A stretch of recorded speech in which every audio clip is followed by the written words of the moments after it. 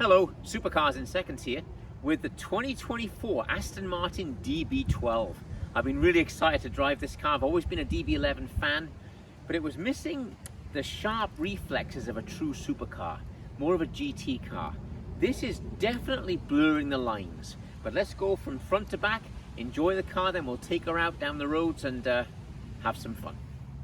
So starting up front, we got this beautiful neutron white paint, which is a new color and just fabulous. It's highly metallic, very much a pearl to it. The big takeaway from DB11 to DB12, I think, is this. This new front end looks wide. She's 78 inches wide now. This is a wide car, particularly up front. They've always gone more of a sleek point. This has an aggressive stance, and in the rear view mirror, this thing looks 10 feet wide. Really a fabulous car.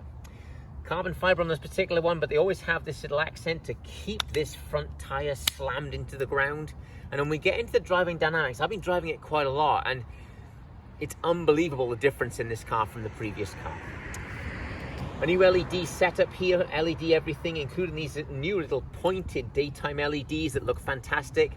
And the quality of the car seems to have gone up from, they've always been beautifully made, but the leather work in particular, we'll have a look inside shortly, and it's really a fabulous car. I love the colorway. You'll really enjoy that color.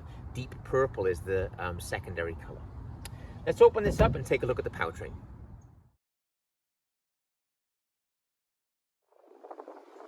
Look at this paint, gosh, it's cool. Okay, opening it up. We have our 4-litre 8-cylinder twin turbo. You can see the intake, everything going in through this much bigger intake in the front, coming through here to feed into the engine air, but also coming through here into this new channel up under the hood, which is blowing right onto the turbochargers to help keep those cool. You can see where it'll deflect right onto the turbos. All of that is to keep those turbos cool. That big 4-litre 8-cylinder twin turbo, you can see the turbos up on top of the engine, which does cut down on the spool time, of course.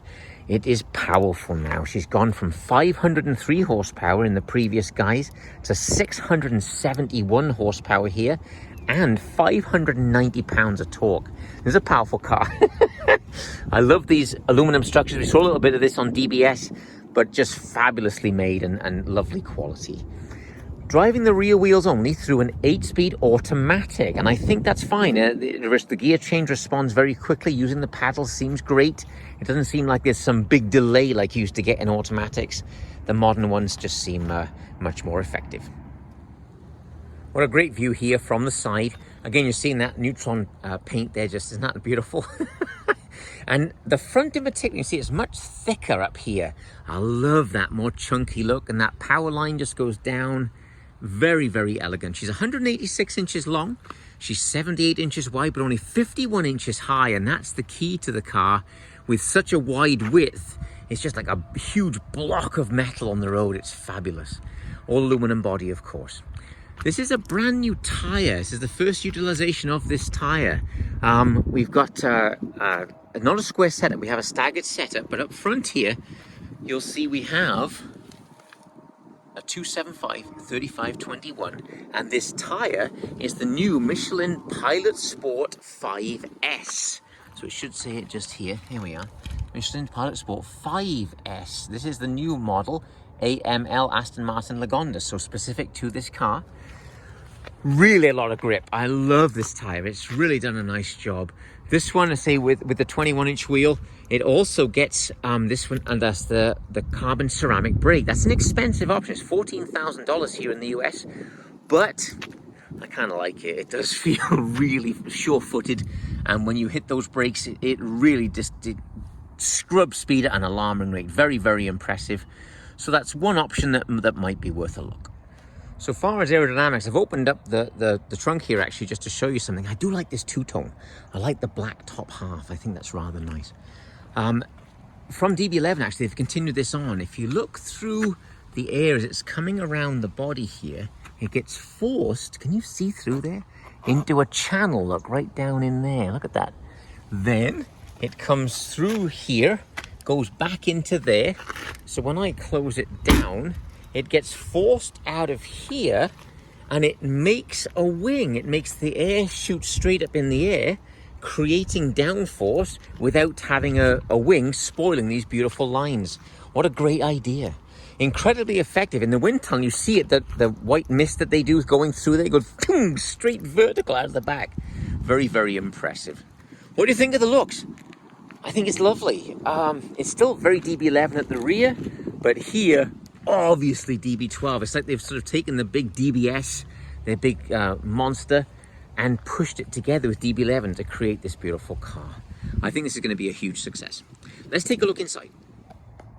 She's obviously a 2+2. I'll pull up on this little tab here, and what's cool is it takes the seat forward for you. Rather clever. More of an occasional rear seat, just 4 seats, of course, but still beautifully trimmed. What Aston Martin is known for, of course, is the quality. Look at this headliner. It matches the quilting on the seat here, which is rather lovely. When I push this seat back, she slides back to the previous position. Okay, so driver's eye view there. I love this. This deep purple is beautiful, particularly against the light Argento leather. It's awesome. This is a metallic finish to the leather. It has a sheen to it. You might be able to see there.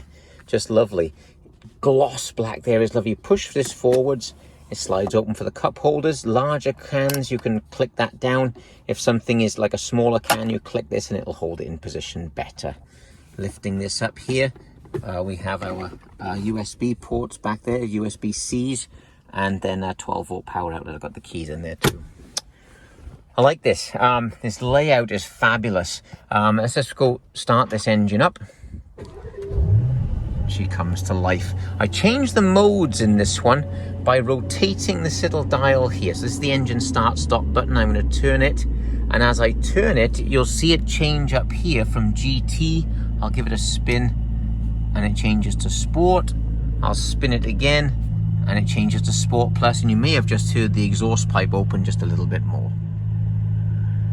But let's go outside and have a listen to this exhaust.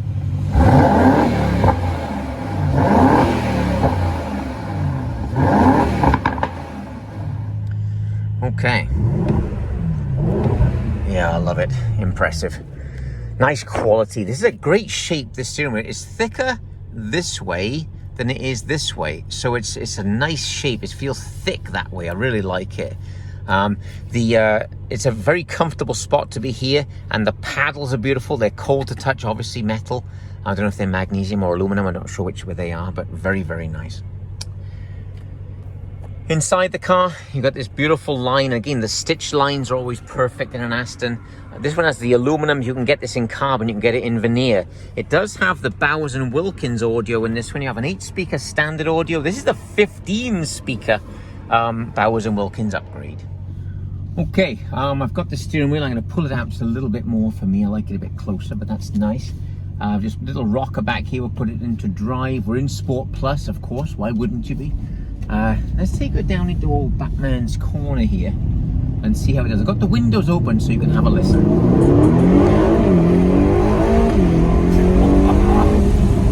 Boy, lovely. Oh, very, very stiff, impressive. All right, let's wake it up.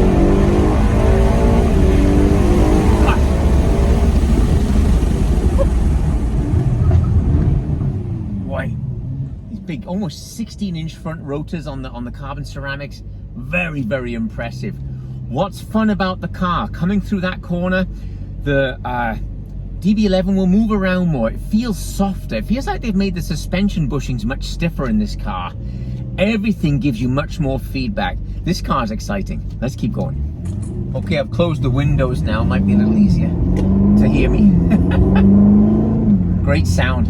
I got a manual button down. I'm going to push manual. Now I must use the paddle shifters. Again, 8 gears.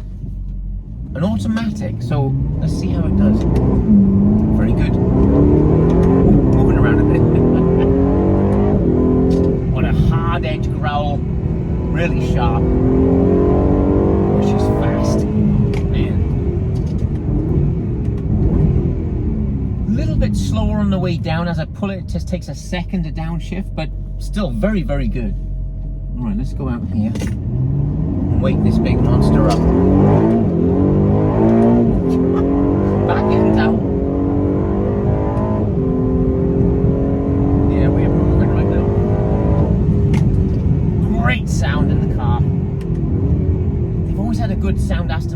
cars, but this has a deeper sort of, as I mentioned, growl to it. Through that right-hander there, a little bit too fast, but still great composure. I do believe that the earlier Aston Martins would have got a bit more upset there. They've really worked hard on the calibration of the car. I love it. Really a great car.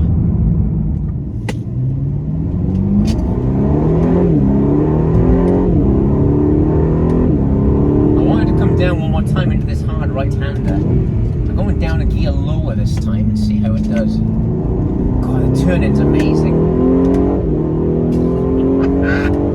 These things are nuts. I really like it.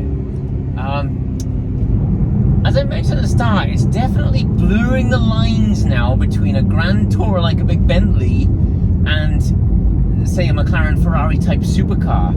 It's wonderful. It's really the best of both worlds, I think. This is going to be a big success for Aston Martin. I've always loved the cars, but I've always wished they had a bit more acceleration, a bit more agility. This is definitely all of that. Even though the Vantage is a smaller car, I believe this would disappear down a back road from a Vantage. This is a great car. Let's take it back and give you a conclusion. Wow, what a great car. They're using the term Super Tourer to describe this one, and I think that's a good name. As I mentioned a minute ago, it's kind of a mixture between a crazy stripped out supercar and a big GT Tourer. This is going to be a great car. The finish on it is really to another level. The leather work has always been amazing on an Aston, but it seems smoother, it seems to flow nicer. Your local Aston Martin dealer can obviously specify the car the way you want it. There are so many colours, it's unbelievable. There's a new iridescent green that's fabulous, you might have seen on some other videos. I love this neutron white. There's some great stuff you can do. And you can totally change the look of the car. If you made this a black car, it would look different than this sort of green-white with the purple and off-white. You know, there's lots of ways to make the car your own. I appreciate you subscribing to the channel. Please keep an eye out for more videos coming, and I'll catch up with you on the next one. Thank you.